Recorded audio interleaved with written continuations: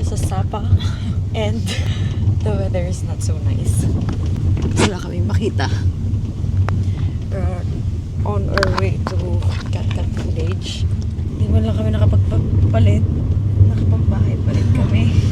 And hindi namin alam kung may pagpapalitan kami dun sa Katkat Village. It's currently 6:50 a.m. And ganyan yung weather. So nagda-doubt kami kung may makikita ba kami sa Fansipan or wala. So kararating lang namin dito sa may Katkat Village and unfortunately sarado pa rin siya. Alas 9 yung start ng parang tour nila.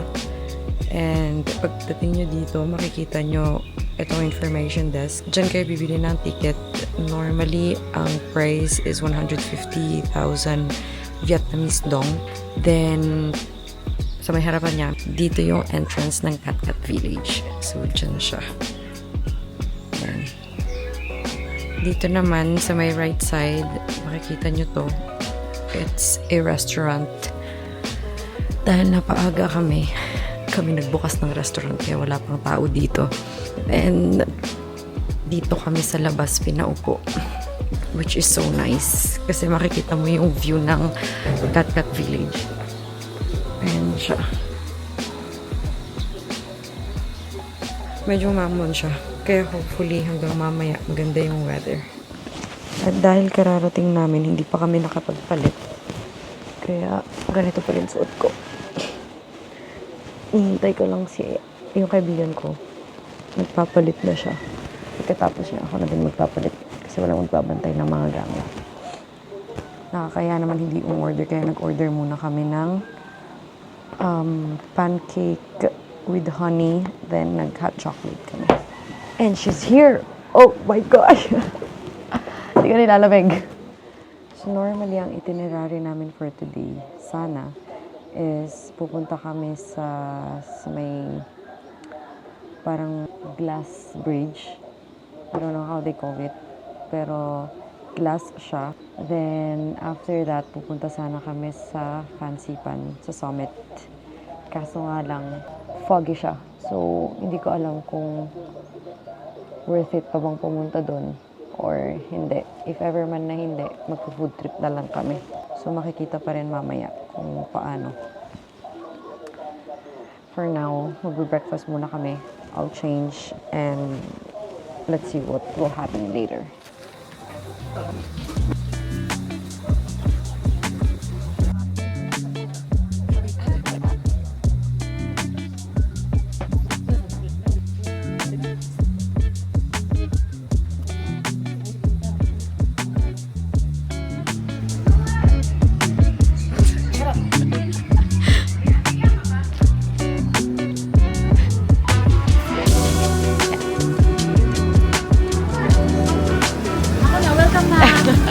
Welcome aboard.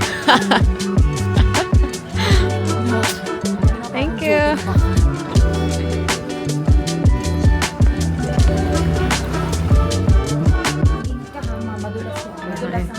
Madulas ang soul ng samba. Yes, mother.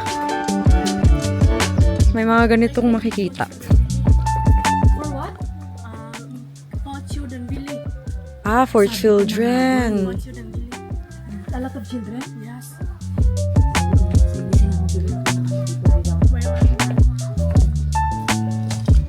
So, andito kami sa parang tree house nila. Tayo, ante.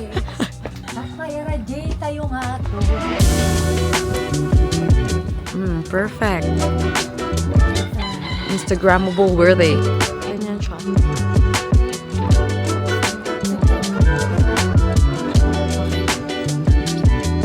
So, more on ganito lang pala siya. Mga bilihan. Iingat lang kayo pag andito kayo, lalo na pag umuulan kasi sobrang dulas.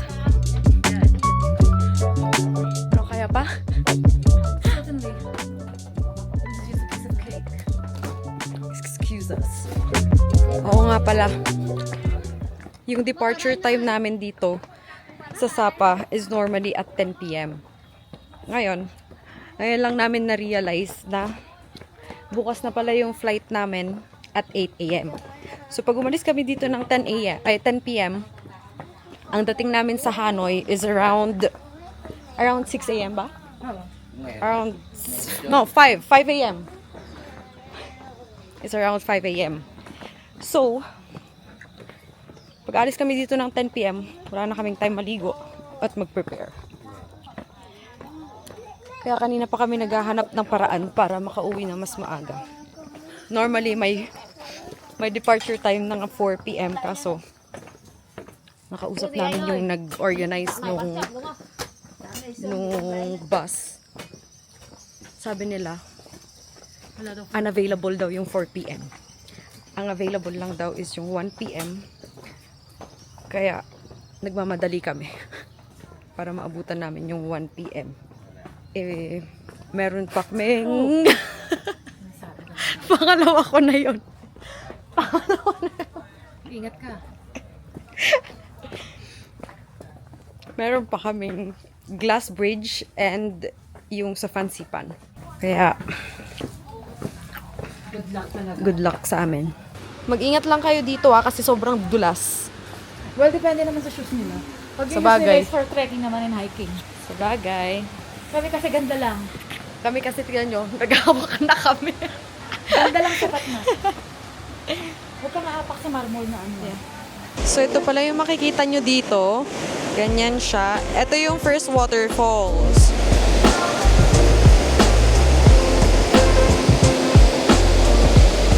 So cute. Ang pangalan pala ng bridge na yan is Love Bridge.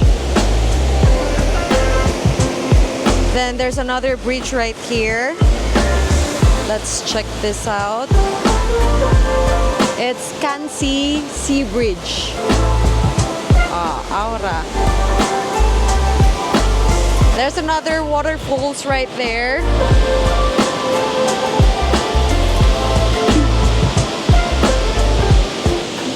Diba?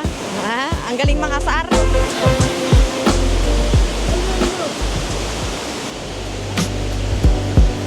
Madulas siya kasi basa siya. Pero kung hindi naman umulan siguro, hindi ito madulas. Kaya ingat na lang kayo if ever.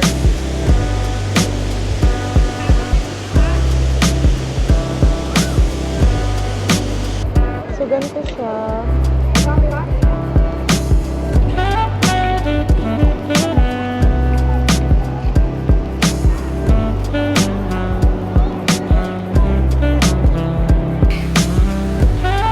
Kaya pa? Of course. Kaya pa ba? Giving up is something my pamilya. Ang taas. Ayoko na. I'm so pagod na. Doon pa lang kami galing. Yun. Kaya kami pagod na pagod. Yan na nga. At naupo na siya. Let's go. Hopefully hindi na siya ma-foggy. Baby, look!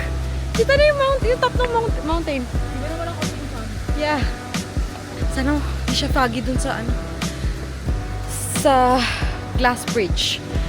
Para naman makita yung view. At sana wag umulan. So pagdating nyo pala sa may exit, parang may electric car sila na pwede kayong dalhin sa may pinaka-exit area. May taxi na din doon na naghihintay. Bali, ang per head niya is 10,000 Vietnamese dong. Kung gusto nyong sumakay doon, kailangan nyong maghintay ng kasama nyo. So, bali, 10 kayo dapat. Kung gusto nyo naman, pwede nyong bayaran full para makaalis kayo kaagad. Or else, maghihintay kayo. Or, But, sa ginagawa namin yun, naglalakad. yeah.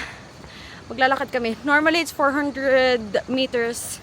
Kaya lalakarin na lang namin. Kasi gusto din namin makita yung view. Joke lang. Wala kaming pera. Then, from here pala, parang nasa 4 kilometers lang yung fancy pan.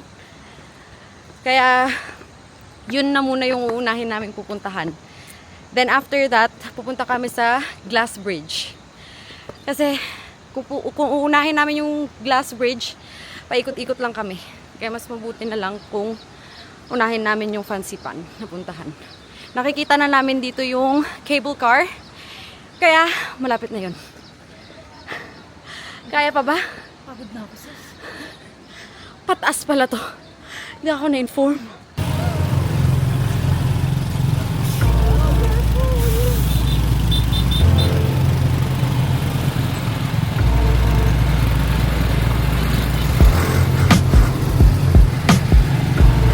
May baba muna tayo.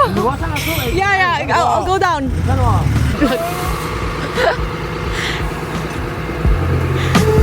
Diyos ko! Akala ko mamamatay na ako. Akala ko din mamamatay na ako.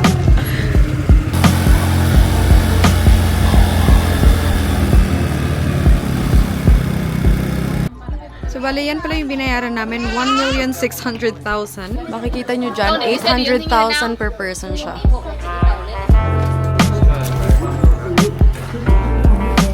Thank you! Naging photographer na nga po ang kaibigan ko. Napakaganda ng view. Buti na lang umaraw. Because if not, for sure, wala kaming makikita dito.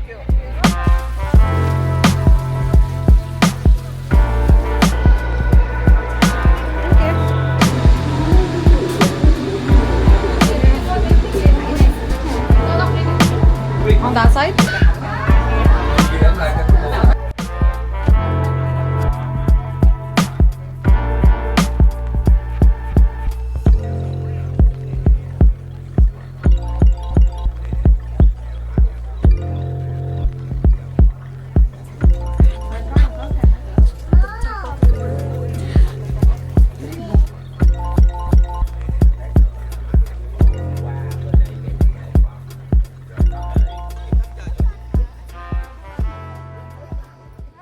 So we're almost at the summit, but we do have a problem, a very big problem.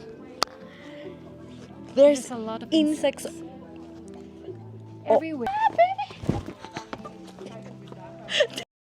What is that? That one. Oh my gosh. So there's insects all over us.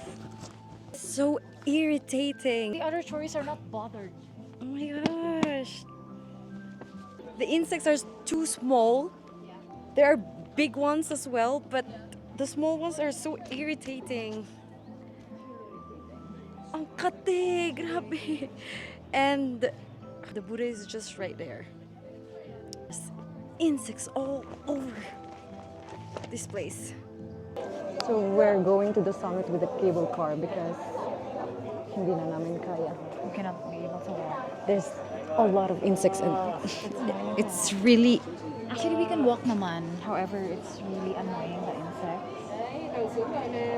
that's why if you want to ride the cable car, it will cost you 150 for one way and 275,000 Vietnamese dong for back and forth.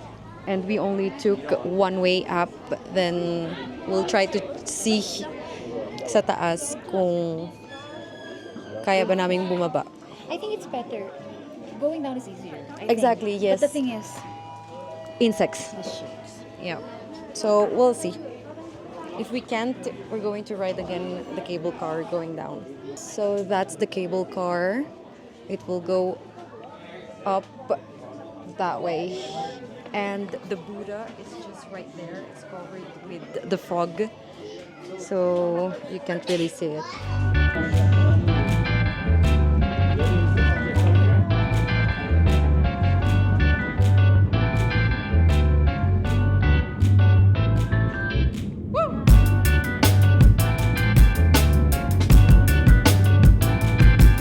We're already at the summit.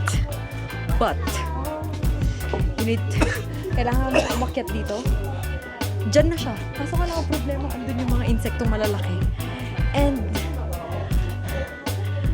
I don't wanna go. I don't wanna go.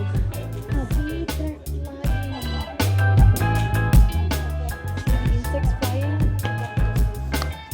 So this is the summit. Ang dami nila. Where is it? me just show you that I'm going down.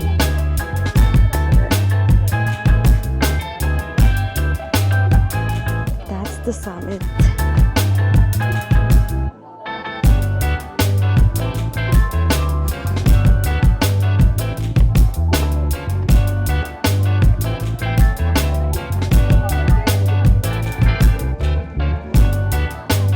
That's the summit. And look at me. Just look at me.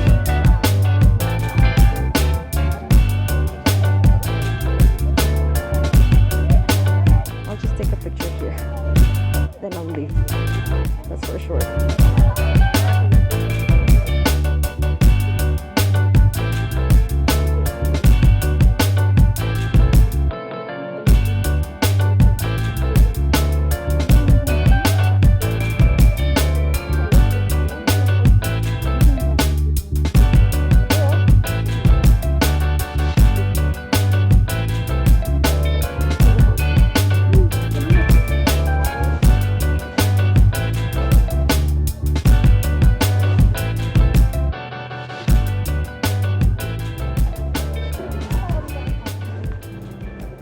So, pababa na po kami. It's It's a hell of a ride. yeah, umaambon na dito. Kaya hindi na masyadong enjoy. So, we've decided to go down na kasi wala na kami makita dun sa taas. It's, yes, wala na. Wala na talaga. Wala na. Pati si Big Buddha, the biggest Buddha here. Wala na. And we're still grateful kasi wala nang insect. Yeah. Maambon siya. Basang-basa na kami sa ulan. Ah, baby! My hair is so wet na! Wala na talaga makita. See? Alam kong good idea pa bang pumunta dun sa glass bridge. I don't know if they're still open. Kasi, syempre, glass yun, di ba? Kaya, baba na muna kami. Basa na kami. Mamaya ulit. I always believe na pag hindi tayo natuloy sa isang lugar, It's for a cause, yes. God is saving us from something. Bigyan naman natin ng amen, kaibigan ko. Aprecha. Oh, where is the art? Wala na, di nakita. Wala nang kita talaga. We're at the airport right now. Still twinning. Oo nga pala. Still twinning. Head to foot? No. Oo, di ba? Hey, let's go. We're heading to the Philippines now.